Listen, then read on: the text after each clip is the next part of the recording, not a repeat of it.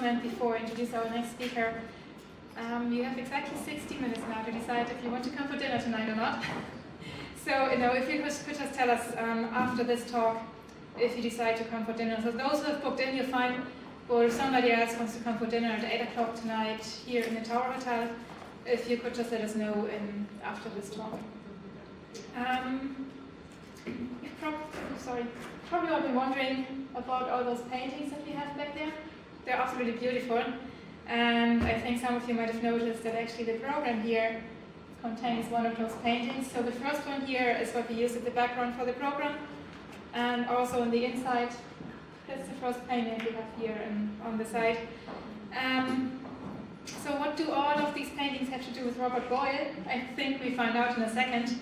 So what we've just done is we had a good overview about all those fantastic achievements in science technology that have once been dreams or ideas or just somewhere in the thoughts of scientists like Robert Boyle, and some of them have become reality. So we kind of bridge the gap between Boyle's wish list 360 years ago and where we are today, and the dreams and ideas of different scientists that we had in the meantime. So in the next talk now we're going to bridge those 360 years again, but in a bit of a different way. So we're also combining art and science. We are looking at what Boyle thought in his experiments on color, in his experiments on light and so on, and how this can be translated into actual art. And I'd like to introduce, I'm actually delighted that it came down all the way, Nuala Clarke. She's a visual artist. She was born in Dublin, but she did study at the National College of Art and Design in Dublin, but then she moved to New York where she lived for several years.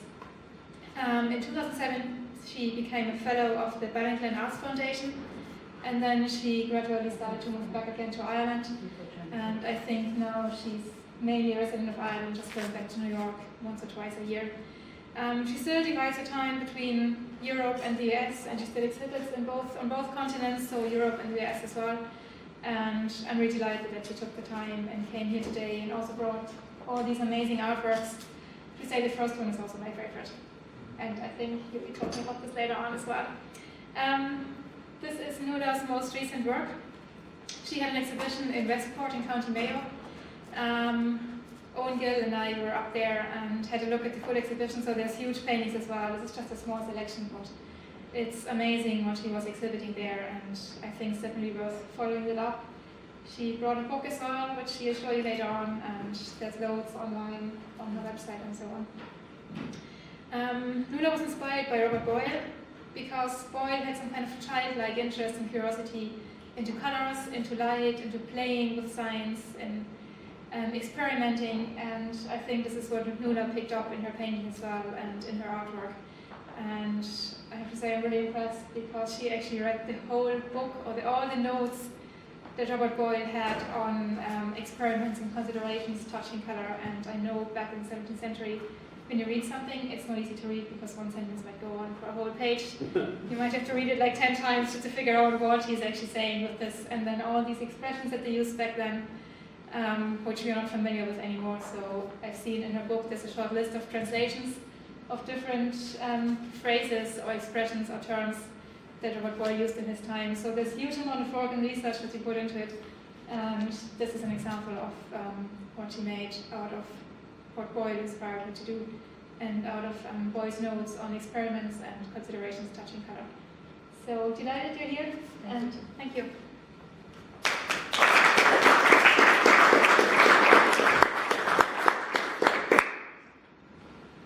Hi, so my name is Nuala Clarke.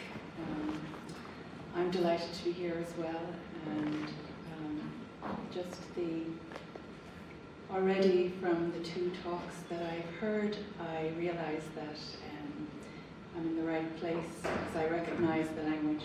I can move that slightly. Can you still hear me? Yeah. Okay. I am a painter. I've been working abstractly for 25 years. Actually, I'm going to amend that. I realised yesterday that it's 30 years. It seems like too long, but anyway. My general line of inquiry, my life's work, if you will, is about the organisation of space. In short, I observe phenomena in the environment with my senses, work with it within the confines of my materials until it possesses an indefinable quality that is special or transformed.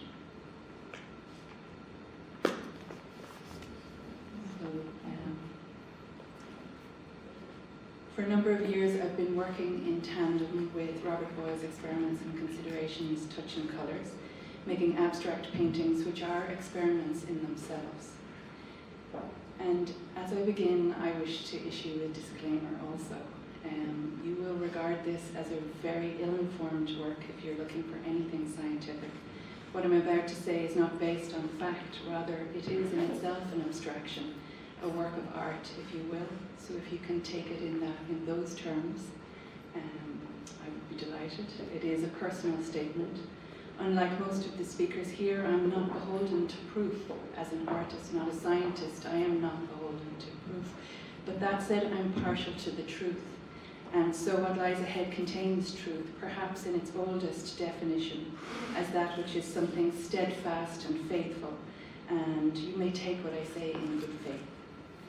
I'm not in a position to judge the veracity or verify any of the theories put forth in Boyle's writings, nor have I done comprehensive research into the context or historical timeline.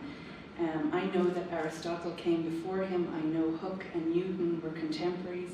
I'm interested to have heard about his talented sister, Lady Catherine Ranelagh, who was, I believe, his sometimes collaborator.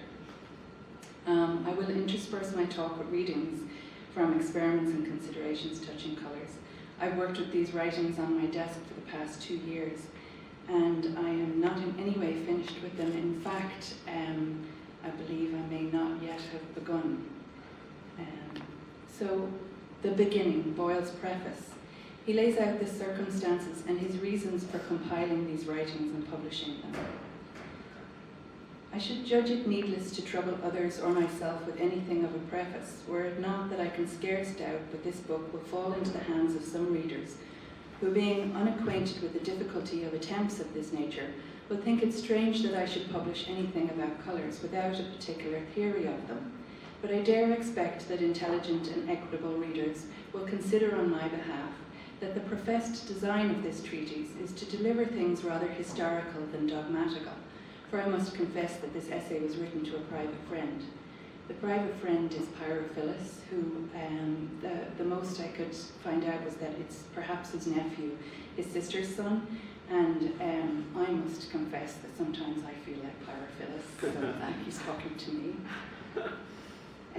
And that too by snatches at several times and places, and after my manner in loose sheets, of which I oftentimes had not had all by me, that I had already written, when I was writing more, so that it needs to be no wonder at all the experiments be not ranged to the best advantage, especially since, having carelessly laid by the newspapers for several years after they were written, when I came to put them together to dispatch them to the press, I found some of those I reckoned upon to be very unseasonably wanting. You can see there are no full stops. Yet in most of these introductory passages, the reader will, I hope, find hints or advertisements as well as transitions. If I sometimes seem to insist long upon the circumstances of a trial, I hope I shall be easily excused by those that both know how nice diverse experiments of colours are. I like experiments of colours, so there we're on the same page. And consider that I was not barely to relate them, but so as to teach a young gentleman to make them. And I did not well know how ingenious the curiosity and civility of friends makes them, to persuade men by specious allegations to gratify their desires. I should have been made to believe by persons very well qualified to judge of matters of this nature, that the following experiments will not need the addition of accurate method and speculative notions to procure acceptance for this treatise that contains them. For it hath been represented that in most of them, as the novelty will make them surprising and the quickness of performance keep them from being tedious, so the sensible qualities that are affected by them are so manifest, so great, and so sudden, that scarce any will be displeased to see them. So we're going to see some of them later, and I believe that they will be that surprising and quickness, and that are anything curious will scarce to be able to see them without finding themselves excited to make reflections upon them. But though with me, who love to measure physical things by their use, not their strangeness or prettiness, the partiality of others prevails not to make me overvalue these, or look upon them in themselves as other than trifles. Yet I confess that ever since I did diverse years ago show some of them to a learned company of virtuosi, so many people of differing conditions and even sexes have been curious to see them and pleased not to dislike them, that I cannot despair but by complying with those that urge the publication of them, I may both gratify and excite the curious, and I think this is important, and lay perhaps a foundation whereon either others or myself may in time superstruct a substantial theory of colours. And if Aristotle, after his master Plato, have rightly observed, admiration to be the parent of philosophy, the wonder some of these trifles have been wont to produce in all sorts of beholders, and the access they have sometimes gained, even to the closets of ladies, second mention of ladies, seem to promise that since the subject is so pleasing that the speculation appears as delightful as difficult. For my part, I had much rather deserve the thanks of the ingenious than enjoy the applause of the ignorant, and I can so far contribute to the discovery of the nature of colours as to help the curious to it. I shall have reached my end and saved myself some labour. And adding to this treatise, which I therefore call a history because it chiefly contains matters of fact, and which history the title declares me to look upon but as begun, because though there be above 100, not to say 150 experiments, some loose and others interwoven among the discourse themselves, may suffice to give beginning to a history. And that's how he begins the book then. I, like many other painters, approach my work in an experimental way. Much of it is begun out of necessity with an open end. I discover the way as I am traveling it. I like to work in series, working on many paintings at one time.